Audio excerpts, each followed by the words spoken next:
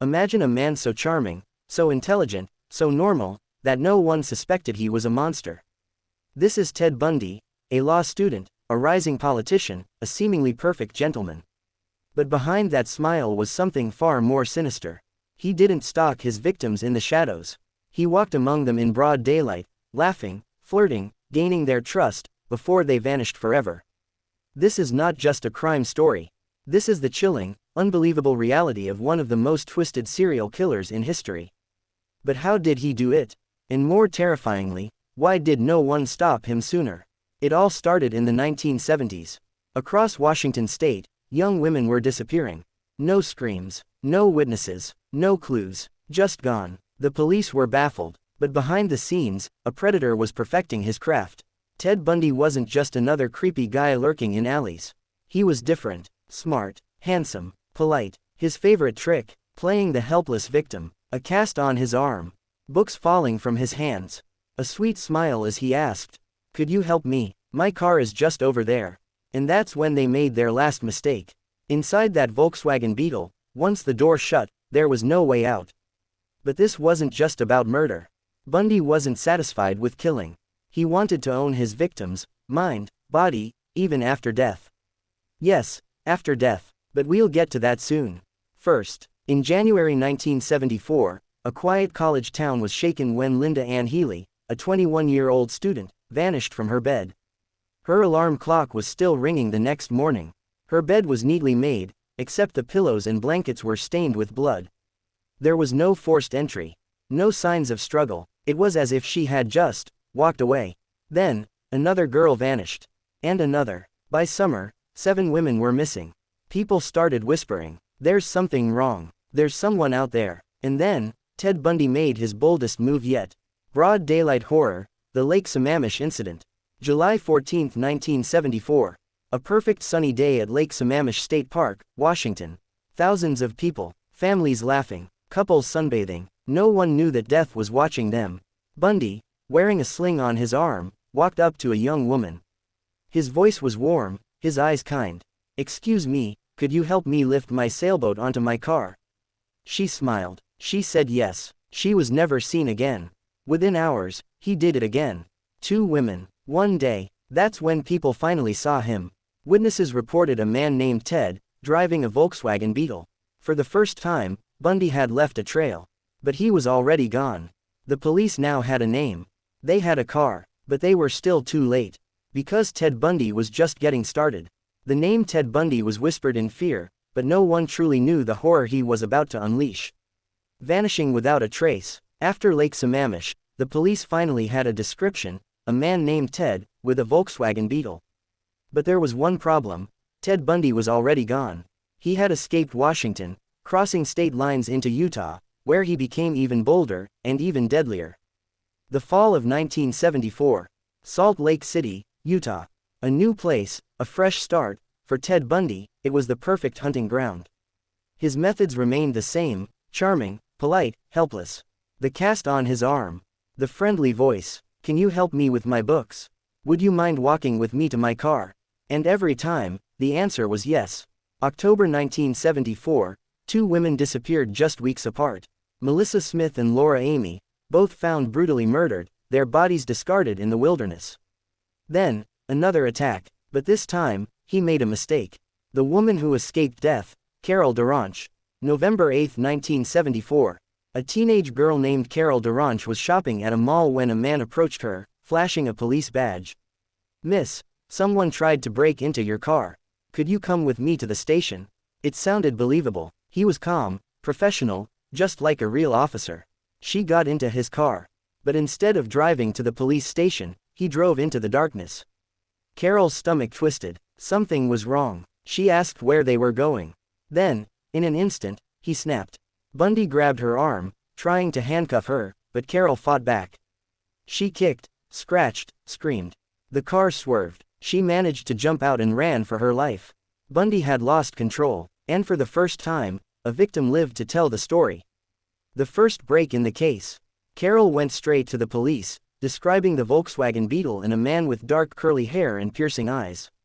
For the first time, the police had a living witness. Meanwhile, more women were disappearing. Ted Bundy wasn't just a serial killer, he was a serial kidnapper, rapist, necrophile, and sadist. And he wasn't done yet. By early 1975, Bundy moved his hunting grounds to Colorado. His methods became even more ruthless.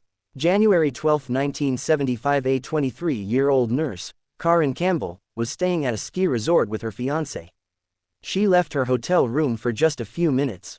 She was never seen again, until her frozen body was found weeks later, beaten beyond recognition. More women vanished: Julie Cunningham, Denise Oliverson, Lynette Culver. Ted Bundy had turned into a ghost, a shadow of death that struck without warning. But then, the police finally got a name.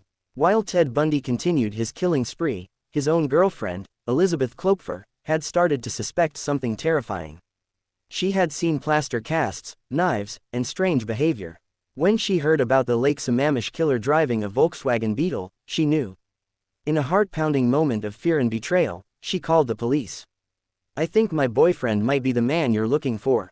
The police now had a name, a car, a description, but before they could find him, Bundy struck again. The Night Stalker, Bundy's arrest. By August 1975, Ted Bundy was still on the loose. But one night, a routine traffic stop changed everything. A patrol officer spotted a Volkswagen Beetle driving suspiciously and pulled it over. Inside the car, they found something chilling: handcuffs, a ski mask, rope, crowbar. They arrested him immediately. When Carol Duranch was brought in for a lineup, she pointed straight at Bundy. Ted Bundy was now in police custody. But this wasn't the end. It was just the beginning. Because Ted Bundy was about to do the impossible. He was about to escape. Locked behind bars, Ted Bundy should have been finished. But what if I told you, this was just the beginning? Bundy was finally in police custody. A victory for investigators and a relief for a terrified nation. But Ted Bundy wasn't like other criminals. He was smart, manipulative, a master of deception. He wasn't planning to sit in a prison cell for the rest of his life. No, Ted Bundy was about to do the impossible. He was about to escape. After his August 1975 arrest, Bundy was charged with kidnapping in Utah. But investigators knew. This wasn't just about kidnapping. They were certain he was the monster responsible for the string of brutal murders. As police across multiple states started piecing together his crimes, Bundy was moved to a high-security prison in Colorado, awaiting trial.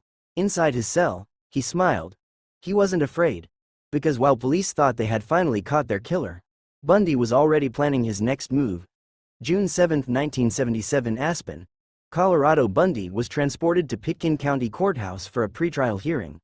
The room was small, guarded by a few officers. Bundy, dressed in a suit, looked calm and confident. No handcuffs, no shackles, because after all, he was his own defense attorney. The judge had allowed him free movement inside the courtroom, a decision that would change everything. As the hearing continued, Bundy asked to visit the courthouse's law library, claiming he needed legal documents for his case. He was left completely alone. Then, Bundy made his move. He walked toward the library window, opened it, and jumped out. It was a 2-story fall. He hit the ground, injured his ankle, but quickly got up and ran into the woods. For 6 days, Ted Bundy was on the run, living off stolen food, breaking into cabins, and hiding in the mountains. But he wasn't prepared for the harsh wilderness. Weak, hungry, and limping, he was caught by police once again. His first escape attempt had failed. But he wasn't finished yet. Next time, he wouldn't fail. December 30, 1977, Garfield County Jail, Colorado. Bundy had been transferred to a more secure county jail, but this time, he had a new plan. For months, Bundy had been losing weight, starving himself to fit through a small hole he had been digging in the ceiling of his cell. No one noticed. On New Year's Eve, while the prison staff was distracted, Bundy squeezed through the hole, crawled through the ceiling, and made his way into the jail's chief guard's office. There, he found a set of civilian clothes. He calmly walked out the front door. No one stopped him, no one noticed. By the time guards realized Ted Bundy was missing, he was already hundreds of miles away. This time, he was free. And this time, he was going to kill again. For weeks, Ted Bundy roamed free, hungry, desperate, and more dangerous than ever. This was his last chance. He knew police were hunting him. He had nothing to lose. And that made him even more deadly. January 15, 1978, Florida State University, Tallahassee. Bundy had fled across the country, using stolen IDs, cars, and disguises. By the time he reached Florida, he was completely out of control. That night, he entered the Chi Omega sorority house. Inside, 4 women were sleeping. Bundy attacked with pure rage. He beat 2 women to death with a log, strangled another, and brutally assaulted the 4th. Within 15 minutes, 2 were dead. 2 were critically injured. He walked out calmly, like nothing had happened. But Bundy wasn't done. Just weeks later, he kidnapped and murdered a 12-year-old girl, his final known victim, Kimberly Leach. Now, the FBI was on his trail. And this time, there was no escape. February 15, 1978, Pensacola, Florida. Bundy was stopped by a routine traffic officer. Inside his stolen car, police found murder weapons, fake IDs, and bloodstains. This time, Bundy had run out of luck. When they asked him his name, he finally said, "I wish you had killed me." Bundy's trial was one of the first to be nationally televised. He smiled, joked, and manipulated the media. He even proposed marriage to a woman during the trial. But the evidence was too strong. He was sentenced to death by electric chair. And on January 24, 1989, it finally happened. As thousands celebrated outside the prison, Bundy's final words were simple: "Give my love to my family and friends." Then, the switch was flipped. The monster was finally dead. Ted Bundy's story is one of the most terrifying true crime cases in history. How could a man so charming, so normal-looking, be pure evil?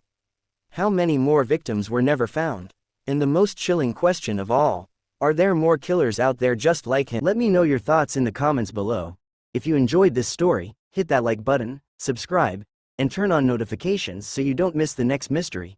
See you in the next one. Stay curious, stay safe.